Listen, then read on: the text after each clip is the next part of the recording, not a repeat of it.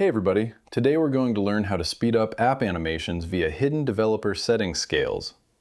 Long system transitions lag out your interface navigation, but cutting these rendering times in half instantly makes your entire operating system feel twice as fast. Disclaimer, you need to enable developer options to follow this instructions. First, open the Settings apps. Tap the search bar or icon. Type Developer Options and open it.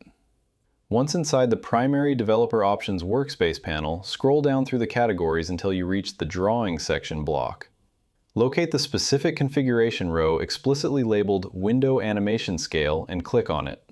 Change the value rule from the stock 1 times down to 0.5 times to instantly accelerate the pop-up window speed. Next, click on the row directly below labeled Transition Animation Scale. Drop this value setting from 1 times down to 0.5 times to cut down the wait time when moving between different app pages. Finally, click on the Animator Duration Scale row sitting right below that choice.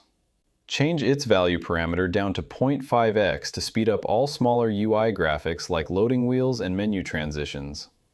If you want to completely eliminate transition times for maximum raw speed, you can set all 3 configuration to 0. And that's it. I hope it helps you in your current and future project. Thank you for watching.